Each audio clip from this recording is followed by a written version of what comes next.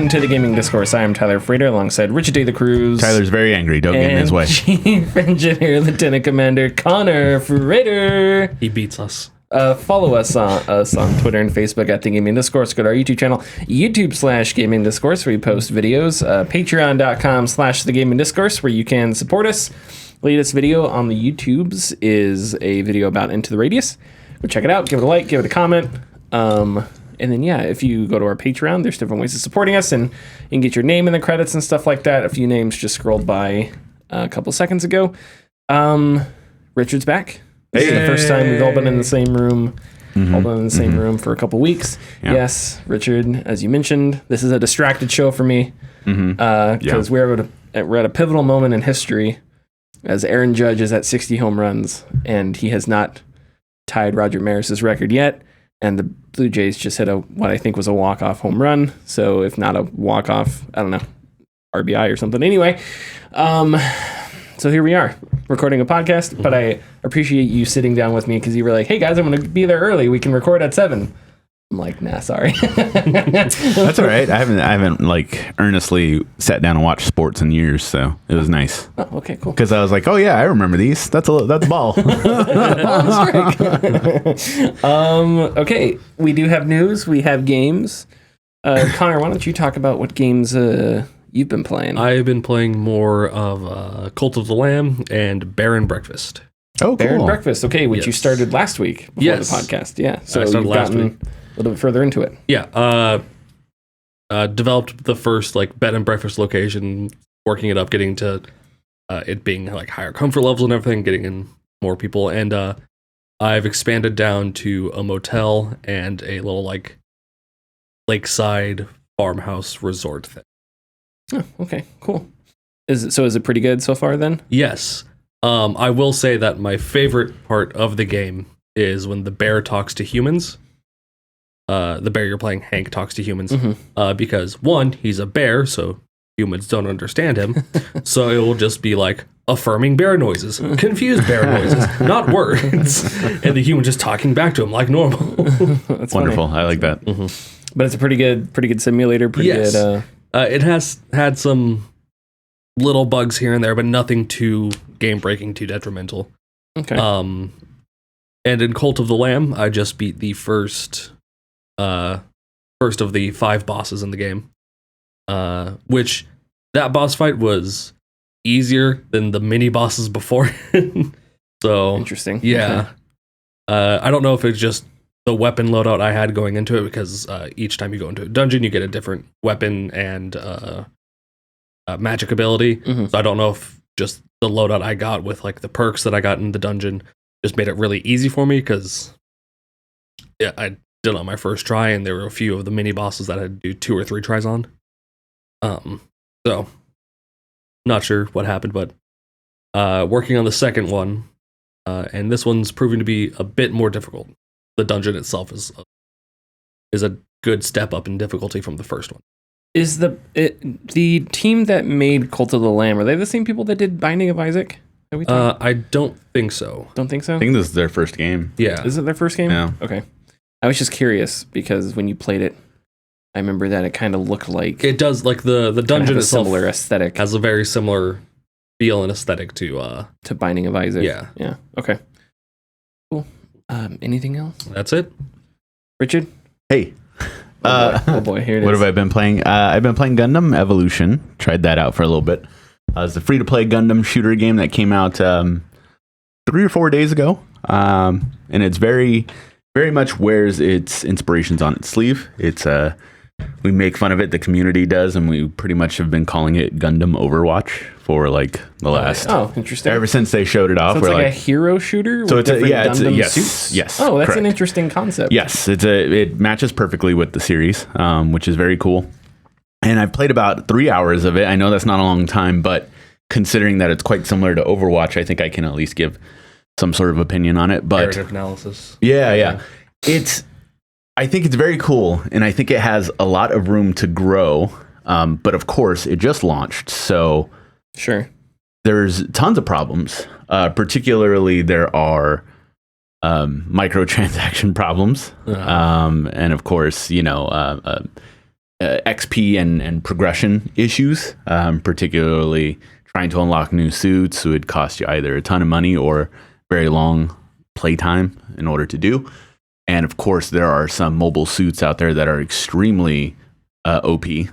So it's already kind of chaos when you go into matches because everyone's kind of thrusting all over the place, like your little boosters. So you have like boost maneuvers and everybody's just kind of like dashing back and forth, and it's kind of chaos. And there are really cool suits that can do very specific things. I play mostly the Pale Rider Gundam, and he has kind of an assault rifle, but he has the ability to throw down like Soldier 76, like a little canister that'll have a circumference for healing. Oh, okay. That you can stand in. And then he does have his ult is basically kind of like gives him double the power and like just souped up version of himself. However, most of the suits that I play, I feel like I'm doing nothing to other enemy units. Like if I'm like just sitting there shooting at them, I barely see their health bar move, and it's very weird. And I've gotten streaks of kills where I have to sit there and be like, did I actually kill that guy? Like it didn't look like I even touched him, but it gave me the kill, which is weird. So it's very weird. It kind of sounds like it's the balancing seems all over the place right now. Yeah. Of course, there are lots of cool suits. I think there's about actually I didn't even count. I think there's somewhere between 8 and 12 of them right now. I think somewhere between 10 and 12. About 4 of them are locked right at the start, but the rest are good to go. And I think it just needs some work. There are a lot of people praising it because we've had a lot of hero shooters since Overwatch. Even before Overwatch, we've had hero shooters. But much like, PUBG set the standard for like Battle Royale, and then Fortnite and others copied off it, Overwatch kind of set like this precedent. And then I haven't seen many people directly copying Overwatch because like Paladins is another free-to-play hero shooter that doesn't necessarily copy Overwatch. It does, but it feels different. It's obviously different. Rainbow Six Siege obviously feels different. I guess For Honor would be considered a hero. Well, not a hero shooter, but a hero brawler. That'd be closer to like a MOBA. I think. Yeah, I think so too. Yeah. But I think that the close resemblance to Overwatch leans in its favor, especially if they're able to get updates out quickly to compete with Overwatch 2 that comes out soon, because there are a lot of people who are not happy with Overwatch 2. So just depends on how they progress from here on out. But so far it's fine. I don't think that me and my group of friends are going to be like continuing for foreseeable future. Maybe we'll jump in here and there, but until they like get more updates out the door, I don't think I'll be going so hardcore into it. Is there a hero that's like a diva type hero that's a Gundam suit and a larger Gundam suit? If not, the creators are technically you have it. I think it's really? I can't remember if it's the Gun Tank Gundam or one of the other ones, but basically his ult is sending out another like smaller like ship Gundam, and then it's kind of like that's kind of fun. It's kind of like Junkrat's like wheel, but he like flies, and then you can like dive bomb people. Okay. I mean, it's technicality, but whatever. No, I want a Gundam suit piloting a Gundam suit. Okay. All right. Well, I'll let you know when that happens. Okay, cool. Specifically. I've put some hours into Half-Life VR, Half-Life 2 VR. Oh, nice. Yeah, it is nice. It is very nice. We've said it so many times on the podcast when we talk about VR stuff, but I think it's a gold mine to go back to older games and refix them into VR standards. And I think that Half-Life 2 VR has done what you mentioned to us in the chat. You probably talked about it last week, but kind of made you fall in love with like Half-Life 2 again. Yeah. Kind of. And I think I agree. When you first kind of go through the motions of the game, talk to G-Man and do whatever, and then you like kind of first go into City 17, all of the Source engine still looks great for what it is, but I think all of the like ugliness of a game from 2002 goes away when it's in like the VR landscape. Yeah. And Connor, you played a little bit of the Half-Life 2 VR too. Yeah. So when you first go out into City 17, it was kind of this just like Well, like the scale is different because like you're there, quote unquote, and so there's that sense of awe that's there. And then even when I first stepped off the train, there's debris lying around, and I grabbed A can. No, the takeout box, the Chinese takeout. I grabbed the same thing. I grabbed that, and I was like, okay, cool. They got the grab. Like I was just testing. I was like, they got the grabbing down, and I let it go right when the gust of wind came by, and it like picked it up, threw away, and I was like, whoa! Like it's the stupid. Like plenty of other games have done that, but just the fact that, and of course that's the thing about the Source engine is the physics for it. But it was just kind of like, once again, that immersion was just kind of like, whoa, and it was neat. And it feels wonderful. It feels wonderful to play for the most part. I have some gripes with the controls. Mm-hmm. Particularly, I hate pressing down on the right stick to crouch. Okay. Because anytime I press left and right, it presses down as well. Yes. Yeah. And I'm just kind of like, I think it's kind of useless to pull back the chamber on the gun to shoot it as well. Okay. Interesting. And then I had easy reload on, like I clicked easy reload, but it doesn't tell you how to use it or like what it does. So I couldn't, like I died a couple times because like I would eject my clip, but I couldn't grab like my clip. And I was like, this is weird. Like, where's the easy reload? And then my gun would just be reloaded, but I don't know how. So I thought it was just very awkward. And then also the buttons that they use for functionality on certain things, I think is a bit awkward too. The like kind of,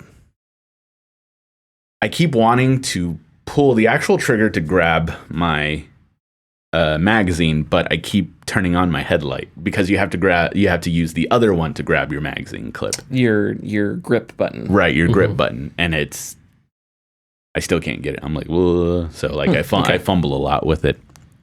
I mean, it's other people have probably gotten, for some reason it's just a little bit unintuitive for me personally. And I've died a couple times because of it, but I don't get like, this is stupid, because it's just like, I just got to get used to it. That's kind of my thing. Yeah. The swimming is awkward too. Yeah. Swimming is very awkward for me. Yeah, swimming. So there are two buttons. There's an up and a down button. And then because you can't because looking up and down to swim that way is uncomfortable. So there's I'm pretty sure there's two buttons where you can control like helicopter controls. My setting, like a rise and fall. My setting has it tracks my head for looking around. So if I'm looking down when I'm trying to press up, I'm gonna go like, so. And there's no tutorial. Yeah, it's a mod, so I don't expect these people to put a level in that that teaches you how to do anything. But but there's no tutorial on how to use the VR controls to swim. Right. So the first time you're swimming, it's like you have to figure it out. So there's 5 minutes where you're like messing around, and that can get uncomfortable. So yeah, just a little bit. I think it's funny that I haven't played Half-Life 2 in a very, very long time. And I'm happy I'm doing it again because I'm kind of back into it. But I do think it's funny that I'm playing... Sorry, I should state this. I'm playing it on the Quest through the Link. Yeah, okay. So I have my Quest 2 linked up to my PC, and I'm playing it that way. So in order to play it, Oculus loads up, and then I link it, and then I go to the desktop with Oculus, and then I select Steam VR. So I have there's two programs layered on top of each other to even play the thing. But what happens is, I don't know if this happens to you, but it does me. Probably because I'm using multiple programs to play this. I'm surprised that they never made an update to get rid of the loading for Half-Life 2, because Half-Life 2 loads in sections. And so every time I hit that loading, you're frozen or something. Worse than that, it backs me out to the Steam VR grid-based area, and then when it loads in, I come back in. So it's just very all right, great, that's fine. But I'm out of City 17, and I'm headed towards the lab. I'm on the I'm on the hovercraft. I think I'm headed to the lab, and then gonna go to Ravenholm after that. So but so far, very cool, and I can't wait to beat it, because it is giving me those I remember this feeling when I played this at this point back in the mid 2000s, and I can't wait to see that again in VR. And I wonder how it's going to make me feel, because already, for seeing Alex in the elevator, one thing I always loved was the how quote unquote human the AI was. Watching like her and Barney interact, and the type of body language they would have, and the facial expressions they would have, it was so excellently done. So seeing Alex in the elevator, be, hey, how you doing, Gordon? Oh, you don't talk, huh? And then she kind of like does her own thing. It's very impressive still to this day. So yeah, no wonder why it stands the test of time. Yeah. Like partially how they characterize Alex is how she moves, because there's this point where you exit the elevator and there's like there's a couple steps to your right, and then there's another flight of steps, like a short flight of steps to go down to this other hallway, and there's a rail in front of you, and Alex just hops over the rail, right? And then when you get to the lab, there's the part where she's fixing something, and she's kind of like pins herself against the wall and her foot against you, and she looks really cool, like an engineer up there. So they do a really good job. Yeah, breaking news: Valve did a really good job with Half-Life 2. What? and characterizing. I bet it's gonna get a sequel. And characterizing all the different characters. Not only that, but creating a whole, sail space upon it as well. Half-Life 2 in VR is amazing. I haven't beaten it, but I got to the bridge is really fun. What was the last place I got to? Right after so my favorite level in Half-Life 2 is the Lost Highway, where you're taking the buggy down the highway, and then there's like little stops. Then you eventually get to the bridge, the train bridge at the end, and you have to go through like the bars on the bottom of it and go back. And I've always really loved that. And I think it's just the ambience. They did such a good job. There's that part where you're near the beach, and so the antlions attack you, but there's those hammer things that hammer into the ground, and you can hear them, and like a doof, doof, right, every time it hits the ground. And there's no soundtrack, and so you'll find these a little house that has one of these hammer things outside of it, and you go into this house, and the ocean is on the left side. The right side, you have that hammer thing. So you just have this really eerie ambience where you can hear the ocean wind. You can hear in the distance the doo, doo from the hammer thing hitting the ground. And of course you hear some antlions, maybe you hear some seagulls. It's just, and Half-Life is so mysterious because you have it's like the sea level is gone. So there are ships that are grounded and you don't know why. And there's there's lots of environmental storytelling. You go into one of the houses and there's a bunch of head crabs. And then there's one of those bomb things that drops the head crabs. And it's like and you can look in the roof and there's the hole. So it's like, tells you the story. They dropped one of those bomb things. There's the hole that came through. It hit here. That's the one that you're driving the hovercraft and it's just on the side. There's right? there's a few different times it does something like that. But yeah, I mean, Half-Life 2 is really good. Yeah, no, now that I think about it, like the whole area I'm in is really cool because it is very quiet. There's nothing going on, because in that area normally there would be nothing going on. Like nobody's living there. Nobody's like it's the outskirts. So it's very, very cool. And there are people where there need to be people, and then people where they're not. But it lends to that, which is great. But playing Half-Life 2 VR has all the more got me excited about Bone Lab in a couple days. So does it come out in a couple days? Comes out the 28th. Yeah. Are you serious? Yep. Yeah, they came out with the trailer like 2 days ago, and they're like 28th. All right, well, yay! I was going to try and get a review copy for that. Oh, well. Is it coming out in early access? No, it's coming out, buddy. It's release? Yep. I guess I know what my next video is. Oh, September 29th. I'm sorry. You son of a... Is it, but it's not early access? Nope, it's the game. Quest 2 and Steam. Awesome. Oh, and Oculus, whatever. Okay. What was I going to say? We've had this conversation because... No. Half-Life Alyx, yes, we have. Hey, we're not going to argue in front of the kids, okay? Okay, Richard? You're beating me! Half-Life Alyx was really accessible, right? Was it? Again, stop it. I'm trying to make a point. No. Half-Life Alyx is really accessible. And part of that discussion was the antlions, because they changed how antlions fight. They're like, it's a shooting gallery. You shoot their legs as they walk at you. Once you get to the antlions in Half-Life 2, it works. Now, if you have go ahead and do the. It just works. There we go. If you're susceptible to motion sickness, you're gonna struggle more. But that sort of quick pace, running around as an antlion jumps over your head, and then this antlion attacks you from your left, and this antlion is charging you from the front. That it just works. It does work. But I think that's an important revelation, because what that tells us is that kind of combat is viable in a VR game. Mm-hmm. So you could make something like that, and it would be playable. But the problem is, it wouldn't be accessible. I don't think Half-Life 3, if they make Half-Life 3, if they make another Half-Life game, I don't think it's going to be VR only, for a few reasons. One, because of the Steam Deck. I think if they do another Half-Life experience, they're going to want it to be available on the Steam Deck. Absolutely. And the Steam Deck isn't a platform that you can do anything with VR, because obviously it's not a VR headset. So you can do that there, and I think that would be dumb of them to release the Steam Deck and then they put out a Half-Life game and you can't play it on the Steam Deck. So I think now maybe there will be a VR option. Like it's optional VR. Yeah, of course. That's a possibility. But something where it's VR only, I don't think is in the future. But then they'll have to re-release Half-Life Alyx without VR. That's an integral part of the story. So. Oh wait. Oh yeah.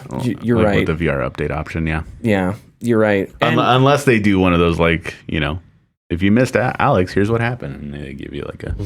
Yeah, I just don't think would diminish the effect of. You could do the ending of Alyx as a prologue, and just recreate it desktop mode. I think do something like that. I mean that would probably be the best option. Yeah, but anyway, so I've been playing a little bit of Cyberpunk. I'm a little surprised that everybody is stunned how many people are playing Cyberpunk, because I figured everybody was like me. It's a big thing right now. Yeah, I figured everybody was waiting on it to get better. So I'm surprised that so many people are like, what the hell is going on with Cyberpunk? It's like, well, the game finally released. Yeah, the game finally came out. It's out of early access. I mean, so I'm surprised but maybe I should be surprised. I don't know.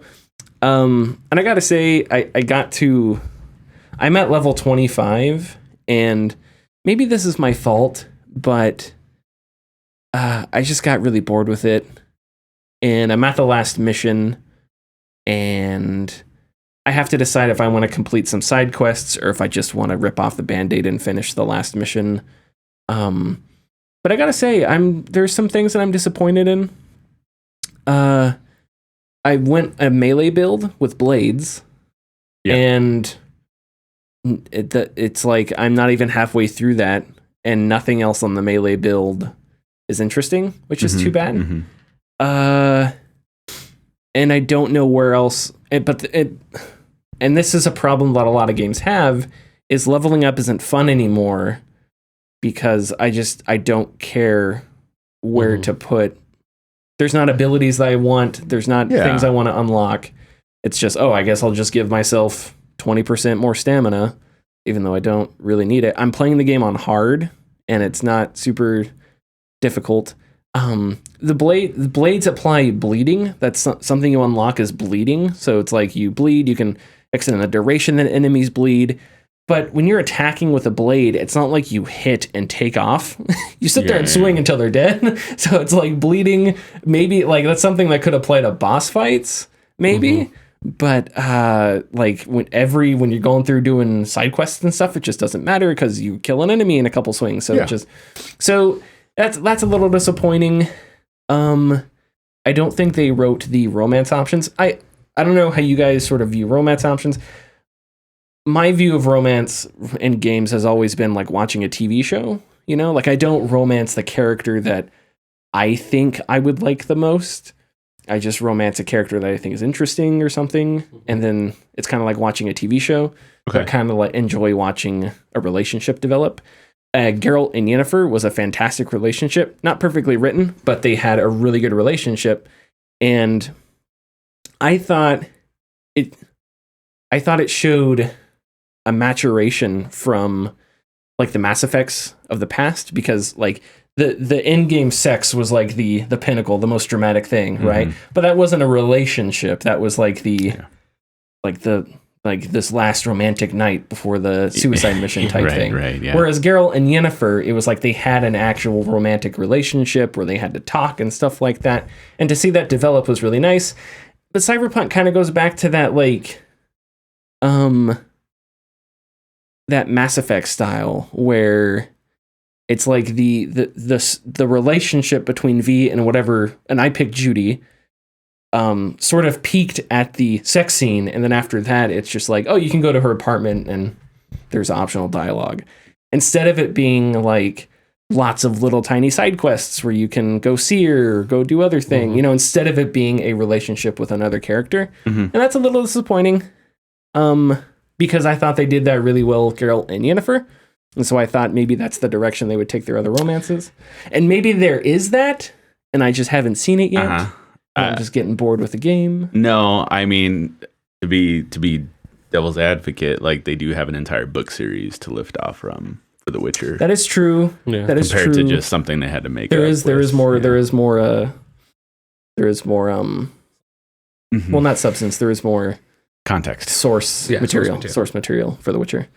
But anyway, so I may wait until the Edge Runners update comes out before or I guess that update already came out. out. The other update, the story update, DLC comes out.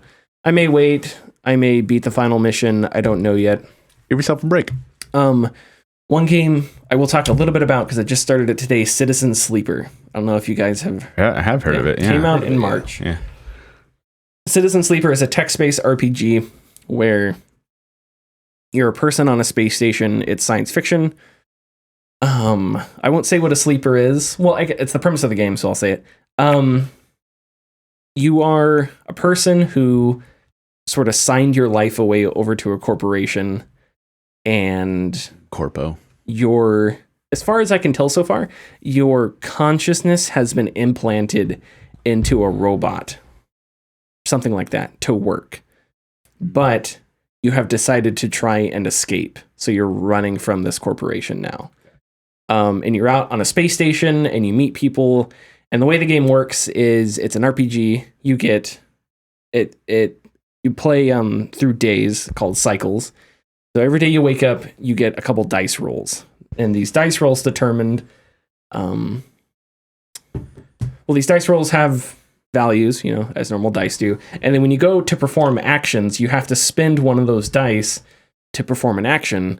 And then depending on that dice's value, that dice's value is going to determine how successfully you can perform that action, right? Mm-hmm. So like a dice roll of 1 gives you a 50% chance to succeed and a 50% chance to fail. And failing and succeeding is not just, oh, you failed. Failing is like you failed and you lost money. There's other negatives to failing. Yeah. There's also something that's like super succeeding where you like exceed. So dice, like a dice value of 5, it's like 50% chance of succeeding, 25% chance of exceeding, and then a 25% chance of failing, right? So you have a 75% chance to do the good thing and 25. So a higher dice value gives you a bigger chance to do, complete tasks and objectives in more successful ways. So depending on how you build your character, certain actions, you spend your dices on certain actions that you want to have a better chance at performing better, and other actions you kind of don't worry about. But it's text-based. It's a lot of reading. I really enjoy it so far. That's all I kind of have to say about it. You're just playing Disco Elysium. Is that what it is? Yeah. Okay. I mean, I was curious. There's other games that have done that before, but way more. But is that how Disco Elysium? Yeah, that's how Elysium works with the dice. Okay, yeah. I was curious because I thought I had seen some Disco Elysium. I did pick up Disco Elysium, so I have it. It is in the chamber, ready to go. But I need to Watch out, there's a conversation that will break the game. Yeah, you're playing Russian roulette right now. Yeah. Which one? And I know I don't think Citizen Sleeper is supposed to be that long. It's only like $20, so I assumed it probably wasn't like a 100-hour RPG, unless they packed a ton of game into that $20. It's a 1,000-hour RPG. But I do have Disco Elysium that I am excited to try out once I have a few other. I want to try and beat Baldur's Gate, which I may have another 300 hours left. I don't know. And then I have to make my decision with. I think I'm going to take a break from Cyberpunk because it's just do it. Yeah.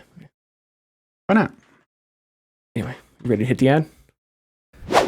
We want to give a massive shout out to the sponsors of this episode. They have been silently supporting us since the very beginning, and we felt it was time to give them some love. The like and share buttons have been at our side since episode 1 of the podcast. They can be found just beneath this episode. Please give them a click, it helps us greatly. If you're feeling lucky, click the bell icon to enter for a notification anytime we post new content. You may be surprised by what you get. A quick update on the GTA 6 hack. So, some background. Last week we talked about the GTA 6 hack. A hacker got into Rockstar's, apparently their Slack channel, got a bunch of stuff from there, posted videos and screenshots, and then said they were going to extort Rockstar for money. Well, apparently, London City Police announced the arrest on Twitter of 17-year-old arrested on suspicion of the hack. This was first reported by The Desk, which is a tech news site.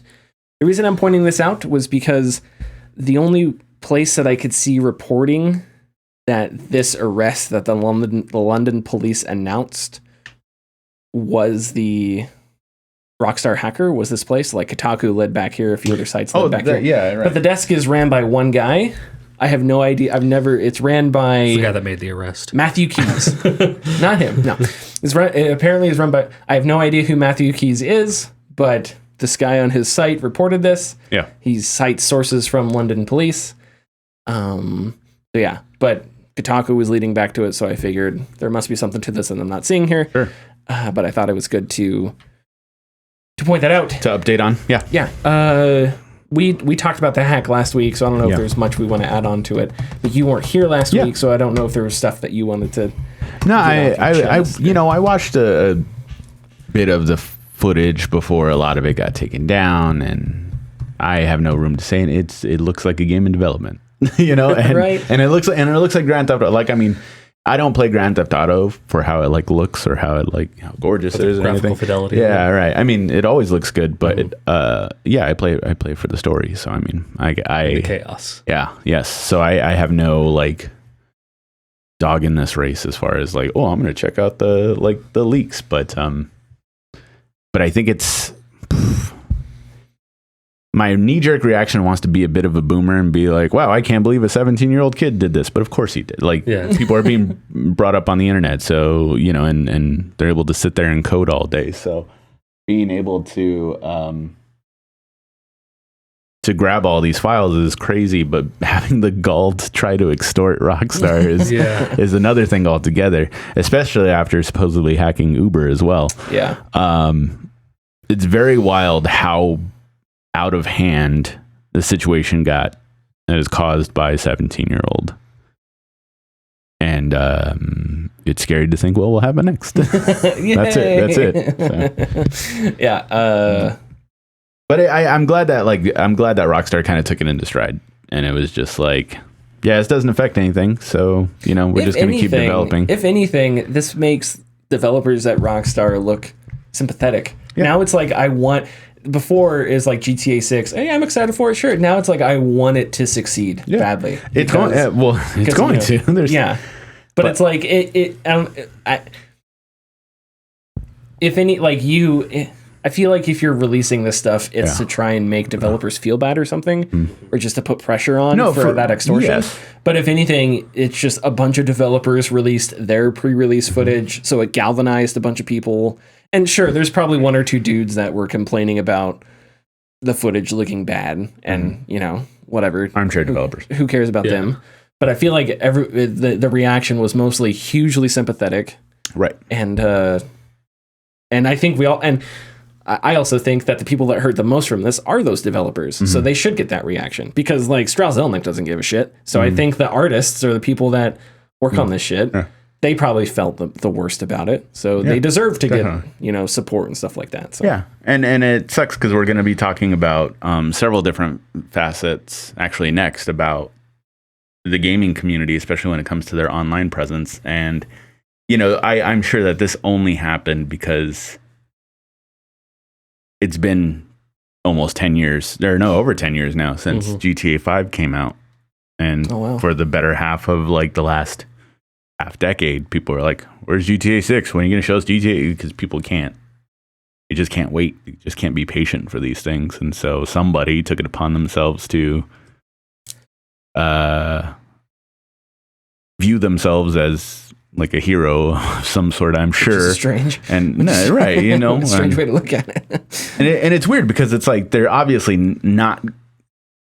making this game. How are they not going to make this game when GTA has made so much money? GTA 6 will make even more money, maybe. We'll see. But yeah, I don't know. Well, whatever.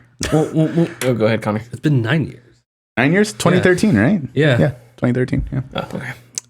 We'll move on to what you were referring to. Apex Legends staff have spoken out over harassment. Respawn, the studio that makes Apex Legends, posted a statement to Twitter saying partly, quote, "Recently we have seen increased harassment toward members of our development team.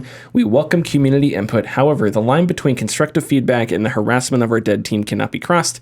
We have a zero tolerance policy for threats and the harassment of our developers. We will take appropriate action to ensure the health and safety of our team."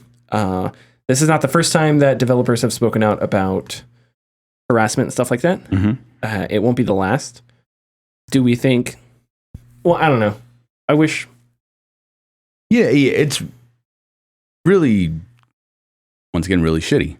I saw this posted, and I was like, this is a really great message to send. Like, this is very...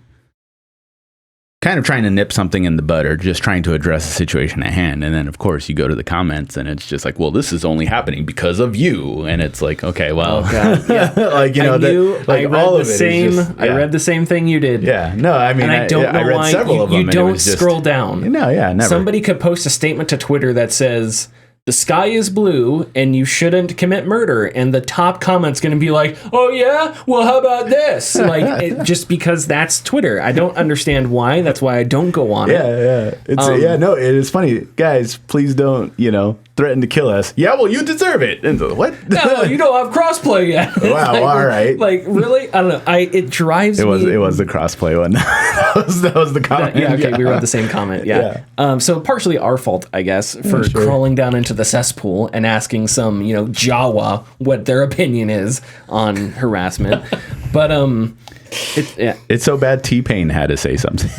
Really? Yeah, T-Pain's a huge streamer and gamer, and he basically came out and was like, if you guys don't like this shit, go play something else. Like, go do something, get a life. Like, so to start it off, nobody deserves harassment for anything when it comes to video games.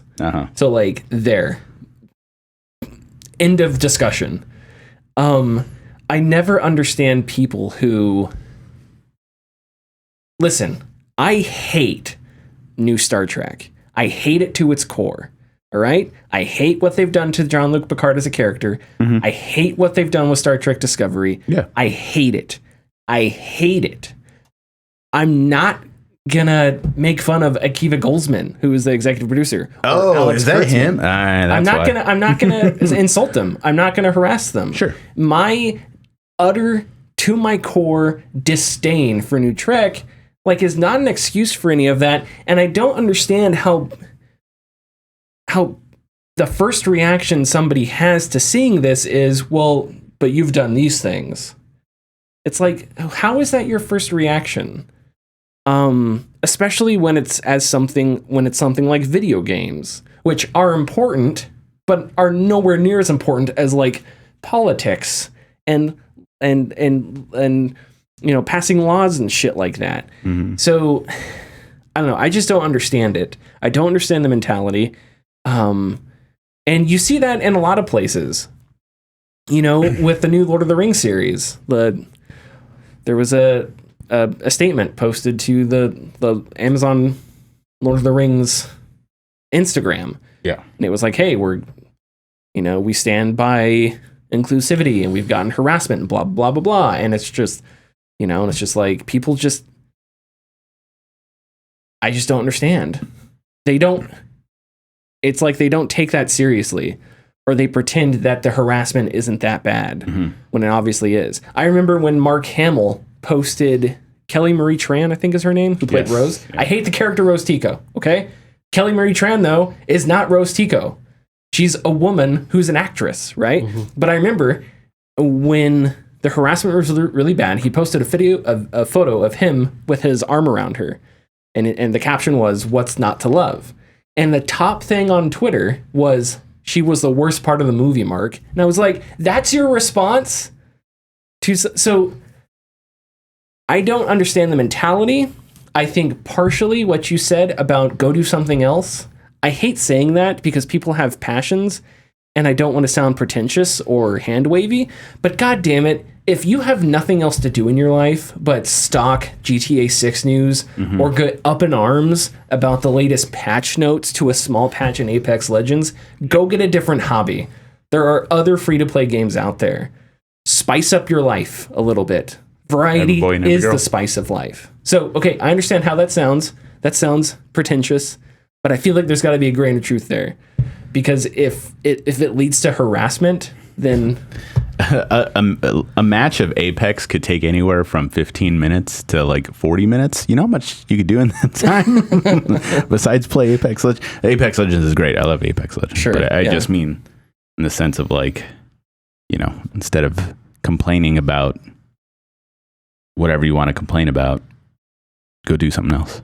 And this is a problem with live service gaming because now games get updates and you want to provide transparency with those updates, which means you have to talk to random people on the internet.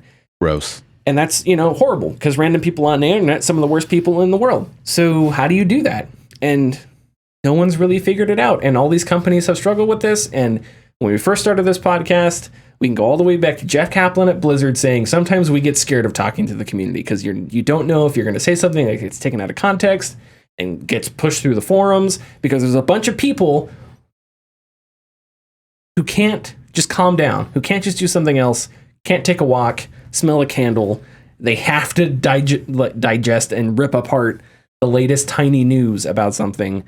And that when it leads to harassment, that's when it bothers me. If it doesn't lead to harassment, it's harmless. I was going to say, there is a distinct difference between being passionate and enjoying something and then being an asshole about it. Yes. I just don't, but I don't know how to fix any of that. And I think part of it is figuring out how to change the culture. And that's ambiguous. But I think partially what I mean by that is something like saying, do something else, play a different game. God of War will come out. Don't send harassment messages to Santa Monica because they haven't done a release date yet. They've done it, but that was back, we had that story over the summer. Yeah. Or maybe lower your expectations. There's a game on Steam called Thunder Tier 1, which is a top-down special forces game that I have not purchased, but it's been on my wish list for a long time. A couple weeks ago, I noticed it was mixed in reviews, and I was like, well, that's weird. It got mixed reviews when it came out, but it was a very positive, right? $20, this game for niche morons like me that hate yourself military simulators, right? Okay. All of a sudden, its reviews dropped to mixed. I'm like, oh, that's interesting. Why did they drop to mixed? Maybe there was an update people didn't like. I go to the Steam reviews. Dead game, abandoned by the devs. Damn game, dead game, devs aren't making it anymore. Like, that's weird. It's $20. It's been out for a few years. It's not in early access. I come back a few weeks later, it's back up to very positive. There are people in the you can go to right now on Steam. People in the Steam reviews saying, it's weird that people are saying that this game is dead. It's been out for this long. It's $20. Back in my day, a game released, and that was it. Yeah. What else do you expect from this game? So it's just like we have, through live service games, we have created this culture where now it's a free-to-play game, and Apex Legends is a free-to-play game, so it's different because it's ongoing. Yeah. So there's a little bit of a different context there.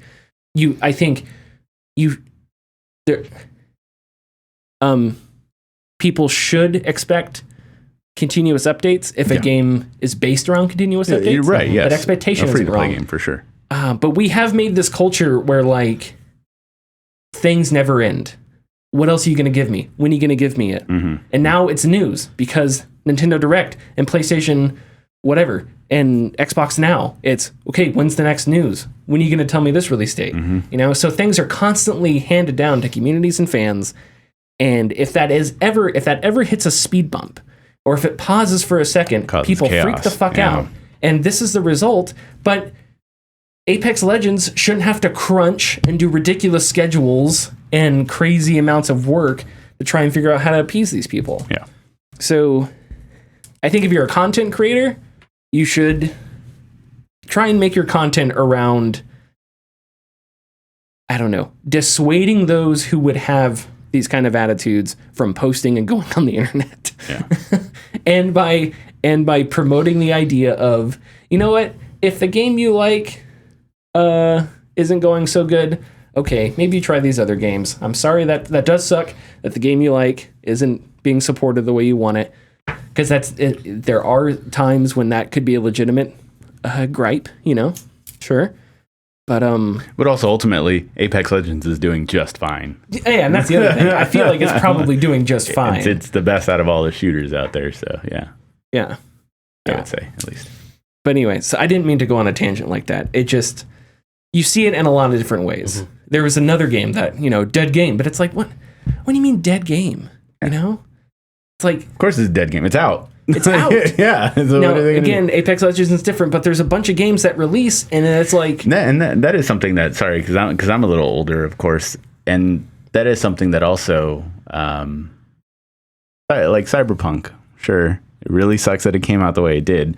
You guys are lucky that they're able to fix it eventually. Yeah. PS1, Super Nintendo, like you couldn't do that. Technically, you could have if they released like a greatest hits version. That's when they had Yeah. the like redos, but generally you didn't get that.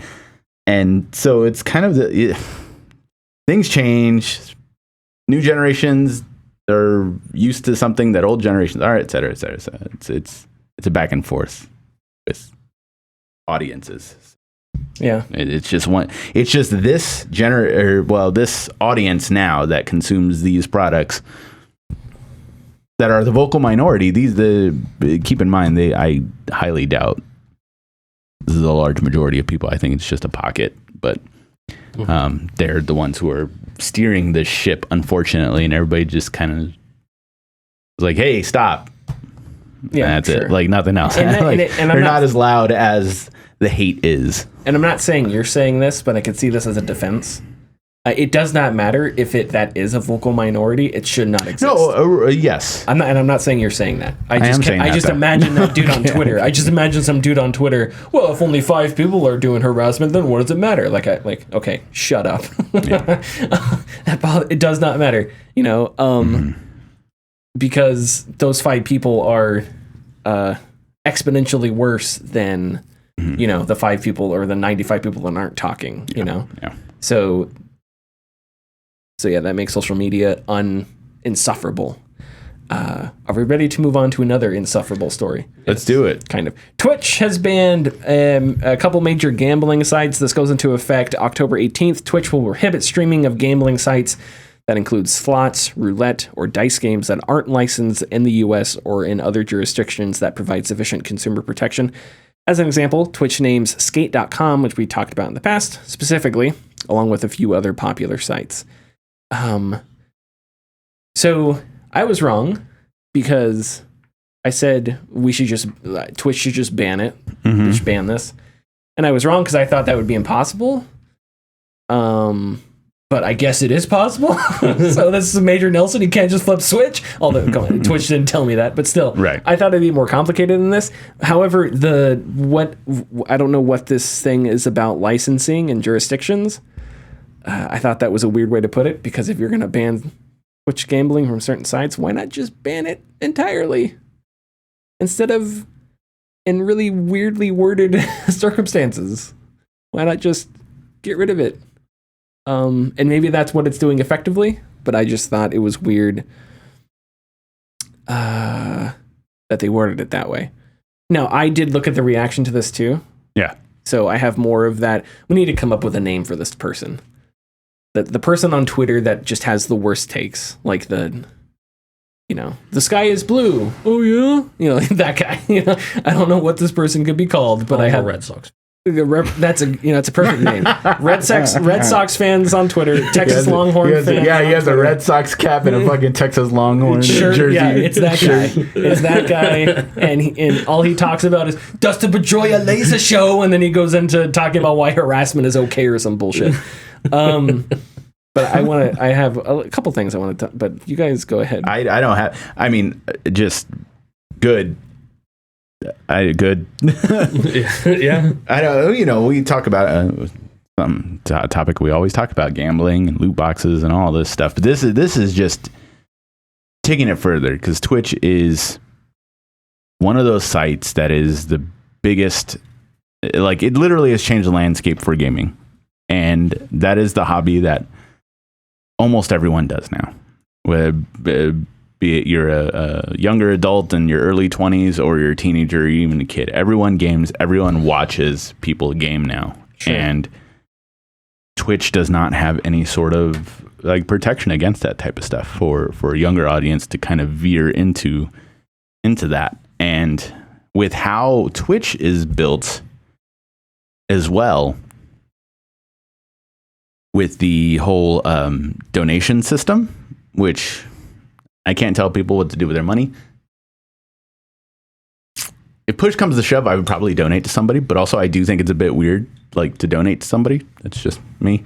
You're just playing a game, you're not really doing anything else. But if you're watching this guy like play virtual slots, I'm going to give this guy $5 so that he can win. It's really weird to me, and I'm glad that they kind of like got rid of this, because that also will produce, irresponsible spending, I think, habits in younger audiences, and also gambling addiction. Sure. So I did see some of the reaction to this, and I went to some of the counter arguments, if you could call them counter arguments, moral equivalencies and things like that. So a few things, and I'm responding to no one in particular. But I don't think this is a straw man that I'm creating out of nowhere. But I have seen people say, well, my audience isn't children. They're adults. So why can't I do... Well, first of all, I don't think you can know that your audience is all adults. Right. There's this thing on the internet you can do called lie. So there's that. Anonymity. Second of all, a 30-year-old person can be victimized and have a gambling addiction. And that impact, is bad. It's still bad. It doesn't matter if they're 30 or 35 or 40 or 55 or 60. It doesn't matter. That's still a predatory system that tries to find those people and latch on to certain behaviors that person has and take advantage of them to their detriment, right? Yes, correct. And that is a problem across society in a million different ways, right? Whether there's that South Park episode about the people that sell stuff on TV and they try to trick elderly people into buying dumb, So that kind of thing happens all over the place, scams, whatever. But this is Twitch, and Twitch has the ability to monitor its platform and remove that source of predation away. So it doesn't matter if your entire audience is 6-year-olds or 60-year-olds. Age is just a number, and being victimized in this context only. Being victimized by gambling addiction, being susceptible to a gambling addiction, doesn't stop because you turned 18 or 21 or whatever, right? So I think that's an important thing to point out. Just because you say not to gamble, it doesn't mean that that's doing anything. Yeah. Right? These sites are paying people to play, not because it loses them money or because they like seeing their logo on the screen, right? And it doesn't matter that you say, hey, I have an addiction, so don't go to this website where I'm winning tons of money, please. It's a tad bit terrible, and I'm sorry for making this joke, but your description of like, as soon as the kid goes to the website, you must be 18 or older. I guess I can't do this. For some reason, I had this like visualization of the streamer being like George W. Bush, and it's just like, when he was on the golf course and he's like, "Yeah, we will take down everyone who has nuclear weapons." Now watch me hit this golf ball. That's just what I imagine. I see what you could mean. Yeah, I see what you mean. Hey, remember, kids? Yeah, don't gamble on Twitch. Right. No, watch me hit this jackpot. Watch me bet $50,000 I got for a sponsorship. Yeah, that's my George Bush, by the way. Yeah. No, you're 100% correct. Yeah, it's kind of the same thing. Because, okay, even if you say, hey, don't gamble, hey, I'm addicted, none of that matters. One, because you're being paid, so you have a safety net. Two, these companies would not be dealing out millions of dollars in advertising, what it is essentially, promotions, bullshit like that, if it didn't bring things back in, right? If there was no value to it, if it was just a sunk cost, they wouldn't be handing these deals out. Right, of course not. And the story from Cecilia D'Anastasio that we read featured a person who got into a gambling addiction because one of their favorite streamers who has a gambling addiction was gambling. Yeah. And then that person got a gambling addiction. And that person was not a 13-year-old kid who just fell into the internet. That was a 26-year-old man, right? And no shaming. It's a problem. It is. He's out to get help. Good for him. But, like, that's the problem right there. So that person heard don't gamble. But the predation kicked in, the system worked from the business owner's perspective, and that guy got a gambling addiction. And that's why you can remove it from Twitch. It bothers me because people will say things like, okay, what about gambling apps for sports? And I'm like, yeah, what about gambling apps for sports? Maybe that's a huge issue that requires a little bit more insight, a little bit more that maybe we should think about and talk about more. I don't know. I love when people make your point for you. What do you mean? Like, well, what about gambling apps? It's like, yeah, that's also a problem. Take them down too. Yeah, exactly. They're next on the list. Yeah, and I don't want to say, I'm not an expert in any of this. I don't know if when it comes to legislating gambling across our country, I don't know. But when it comes to Twitch, a website that was first, there so that you could do some video of you playing a game where you smashed blocks and there were blocks filled with lava deeper within those blocks. And it's now, hey, buy these fake coins and put them into a fake casino. Like, maybe we've gone off track a little too much just there. A bit. So those are the two things. Oh, the other thing is, like, I've seen people like, hey, if we ban, if we say gambling is immoral, which again, I don't think banning it from Twitch is necessarily saying gambling is immoral. It's just you're making your platform safer. So I think there's a distinction, number one. But two, if you say gambling, if you say this sentence, quote, if gambling is immoral, then maybe we should, you can't cook meat on Twitch because veganism, whatever, right? Which is a dumb argument.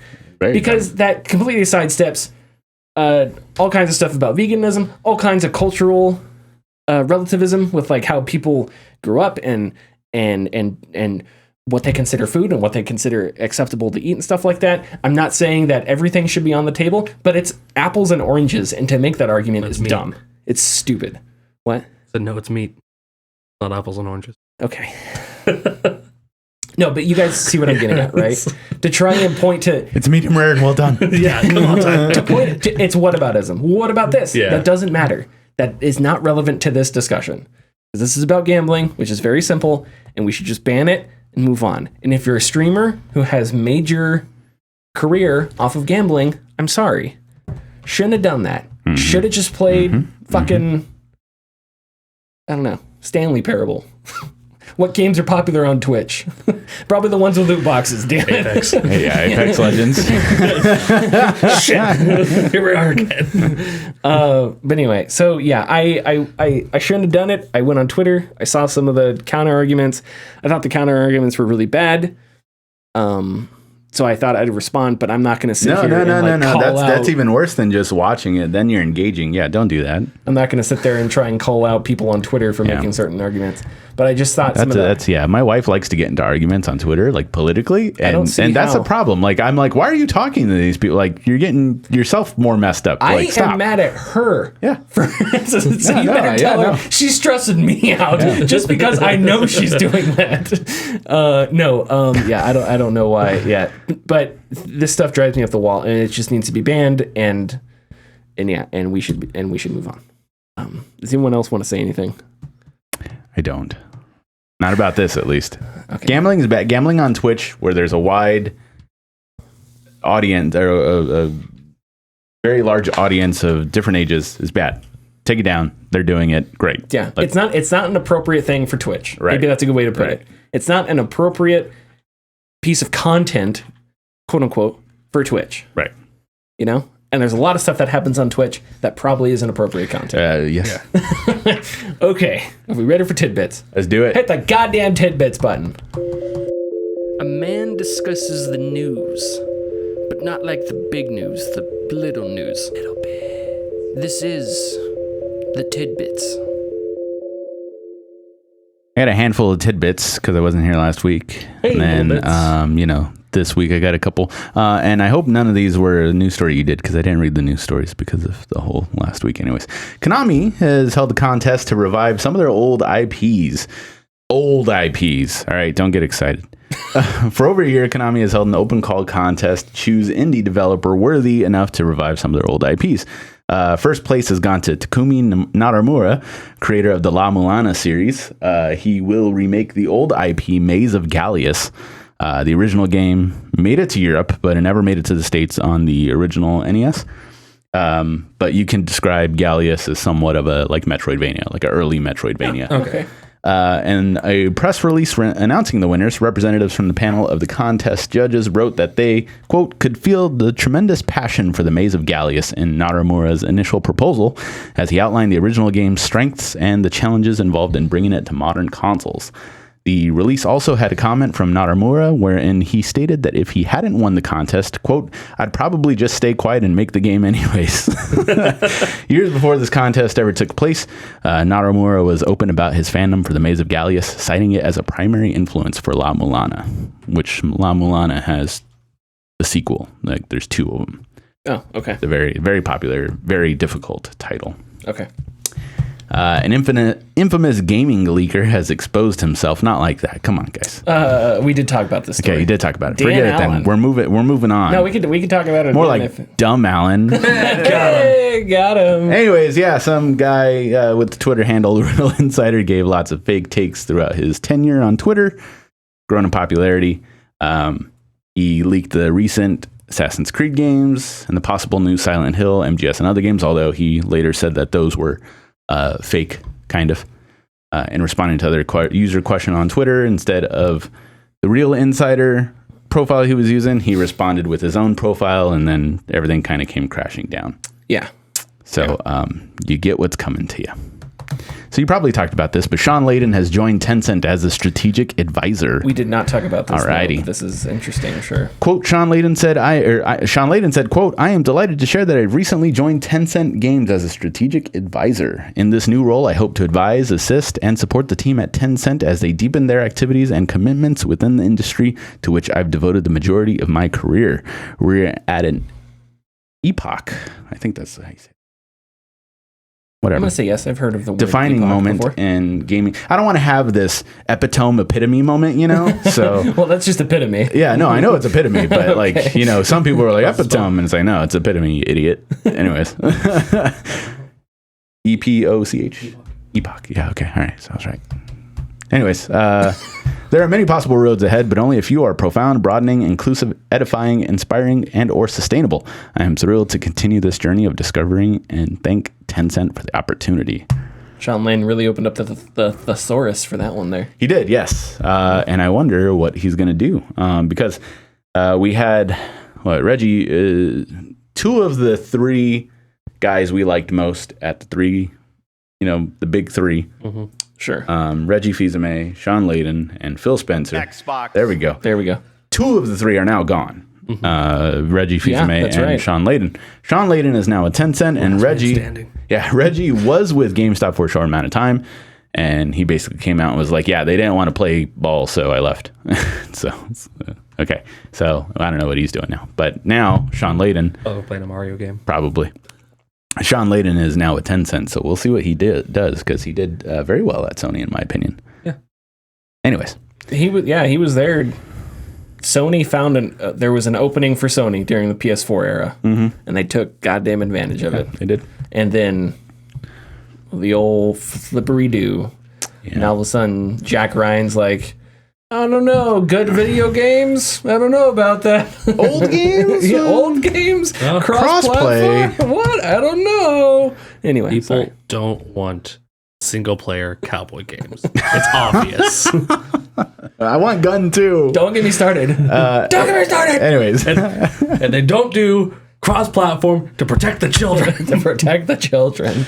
Yes. What is it? He's Maud from The Simpsons. Well, somebody please think of the children. Or not Maud, it was the gray haired one. Anyways, so I haven't checked up on this because I wrote it last week and it's probably over by right now. But a lot like a bunch of gaming history is on eBay right now.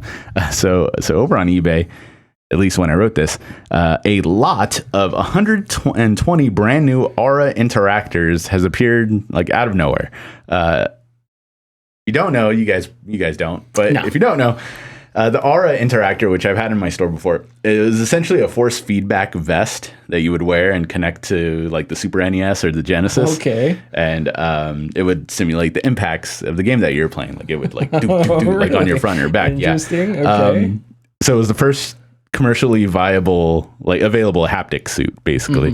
Aura signed a deal with Acclaim and other publishers to promote games like Mortal Kombat 2, Double Dragon 5, and Troy Aikman NFL Football. But yeah, it's at a buy it now price of $600 for 120 of these. Aura, it's gone. It's gone. Yeah. Did it sell for $600? It just says you've missed out on this item. Well, someone has 120 brand new Aura interactors now. I don't know what they're gonna do with those, but Unsold. Oh, it's unsold. Oh, you must have took it down. Yeah. Do those work?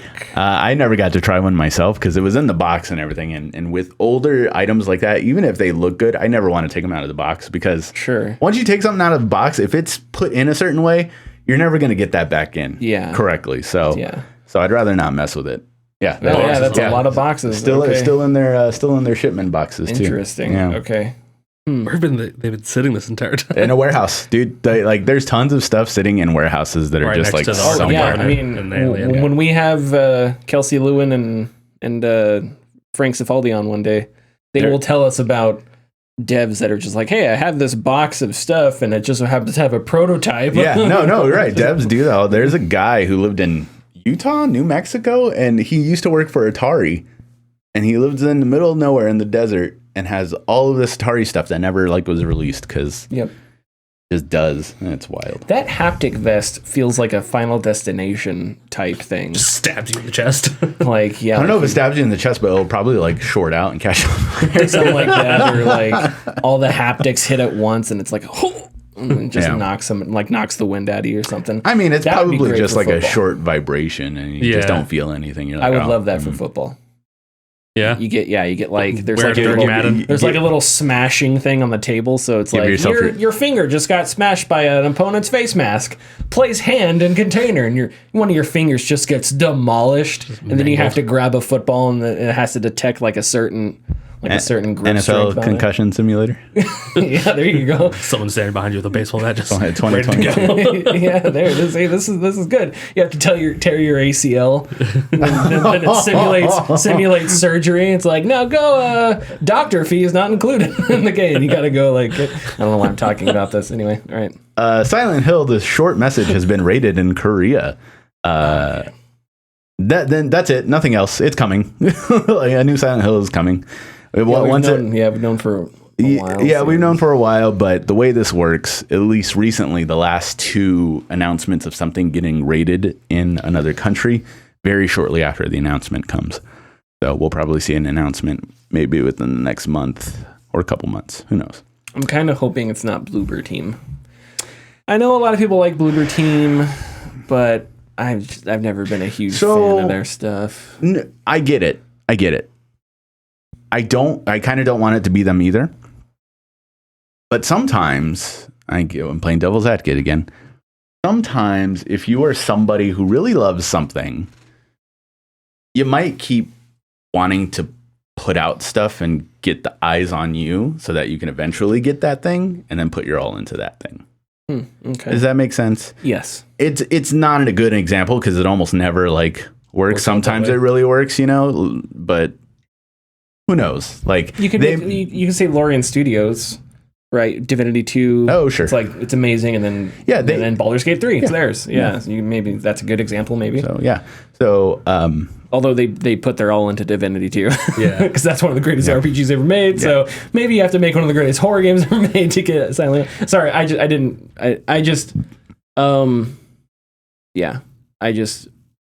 would probably get the Amnesia guys to do it. Yeah. I would probably be more open to that too, even though the last Amnesia was pretty... They went for something interesting, but it was mostly a swing and a miss. But the first Amnesia is still, I think, like... It's weird to be nostalgic for a horror game, but there are a couple horror games that I'm nostalgic for, and the first Amnesia is one of those, yeah. I've been thinking about it a lot recently, and I don't know why, but I'm like, man, Tyler's a real big horror fan. When it comes to video games, I can't watch a horror movie, like... I don't know. I haven't seen Signs in 20 years, and it still creeps me out, even though it's like a dumb horror movie. It really is. But like I cannot watch horror movies. But let me tell you, for a VR game, there are things I would do, unspeakable things I would do to get a Dead Space VR game. That would be incredible. That'd be absolutely incredible. What would you do? Well, they're unspeakable. Damn, I thought I'd get them on They're in Cthulhu, they're in old god tongues, which is why they're unspeakable. Oh, gotcha. Yeah, I can't say their names. Hey, I got numbers. I got numbers here. Hey, MPDs. Yeah. Sorry, I'm just moving on. So that's fine. now we're just musing, and I'm sorry, but No, it's valid. What are these again? The numbers. You let the show get off the rails. Yeah, I'm going to talk about defensive fronts in football. Okay, all right. Sorry. Yeah, got right. NPDs for this month. Once again, NPDs are taken verbatim from Matt Piscatello over on Twitter. Matt, hit me up, buddy. That way we can try to get this guy in a match with you on MLB The Show. I don't know about that. August 2022 consumer spending across video game hardware, content, and accessories declined 5% when compared to a year ago to $4.10 billion. This total is slightly higher than the $4.7 billion total reached during August 2020 tracking period. So we're higher than August 2020. Okay. But we're still low. But that doesn't matter anymore because we're back to normal, quote unquote. Quote unquote, sure. Yeah. That is pandemic important. bump is kind of, yeah. Year-to-date spending through August 2022 totaled $34.6 billion, a 9% drop when compared to the same period in 2021, but 3% higher than the $33.5 billion achieved during the 2020 comparable period. 2022 video game monthly consumer spending has returned to 2020 levels, like we just mentioned. Video game hardware dollar sales grew 14% when compared to a year ago to $375 million, helped by improved supply of the PS5 and the Xbox Series consoles. Year-to-date hardware spending declined by 4% to $2.9 billion. PS5 was the August best-selling hardware platform in both unit and dollar sales. Switch has sold the highest number of units in 2022 thus far, while PS5 led the market in dollar sales. Makes sense. Yeah. As noted in July, both PS5 and Xbox Series again experienced double-digits percentage growth during the month when compared to a year ago. Madden NFL 2022 debuted as the best-selling game of August, while also ranking 5th among the best-selling games of 2022. This is the 23rd consecutive year that Madden NFL franchise release was the best-selling title of its launch month. I mean, it's got that casual audience. Yeah, what is that? 2008? No, 98. No, whatever. Anyways, the 23rd consecutive year. That's 98, right? Or 99? Yeah, 23 years ago? 99, yeah. Oh, okay. Thank you, Connie. Marvel Spider-Man jumped to 3rd on the best-selling titles chart for August, up from 84th in July. Marvel Spider-Man was the month bestseller across tracked Steam titles. Of course, Steam release came out, bumped that baby up. Yeah, Great game. I saw the Axios put out a grid. Not a grid, but From Tron? a graphic that was like, here's PlayStation games the week before they came out on PC, and here's where they are like 6 weeks after releasing, and Nice. it is like 100-point bumps. Oh, man. God of War is like 180, and it gets up to like 20, right, in sales. And it may not be as expensive on the PC because you have sales and stuff like that, but that amount, that quantity, I think. They're pumping them out. Sony's pumping out those PC titles, man, because we got Uncharted coming next month, and then Miles Morales soon. Yep. Anyways, 2 more bits. Horizon Forbidden West ranked as 12th best-selling game of August, driven partially by price promotion. Title ranked 28th overall in July's chart. Horizon 2 Forbidden West currently stands as the 4th best-selling game of 2022. And then Wow, that good. Yeah. Oh, wow, okay. Wow, actually, I missed that the first time around. Yeah, that is. That's actually quite incredible. So the best-selling game... Elden Ring is Elden first. Ring, Mm-hmm. and then... What I'm blanking. I don't know 2 or 3, but 4th is Horizon. Yeah, I mean, I guess I'm gonna have to go check that. Or Elden Ring, Horizon. Connor will get us. Was there a Nintendo game that came out this year? Yeah, there's a couple. Breath of the Wild. Tears of the Kingdom. Okay. Tears of the Kingdom. There wasn't a. There wasn't a new like shooter. Call of Duty's coming out next month. Coming out next month. Wow, I did not expect 2. Lego Star Wars: The Skywalker Saga. Oh, that's right. That sold like gangbusters. Yeah. And then Pokemon Legends Arceus is 3rd. Oh, sure. Yeah, Okay. January back in January. So those two make sense. Yeah, they do make sense. But still at 4th for a PlayStation exclusive. I think that's kind of surprising a little bit. For sure. Yeah. And then spending on video game accessories declined 18% in August when compared to a year ago to $138 million. Drops in gamepad and headset spending drove the shortfall. Year to date, video game accessory spending is down 14% compared to 2021 at $1.4 billion. The PS5 Black controller is the best-selling accessory, with the Series 2 Xbox controller being right after it. Okay. That's it for the NPDs, the inputs. The inputs.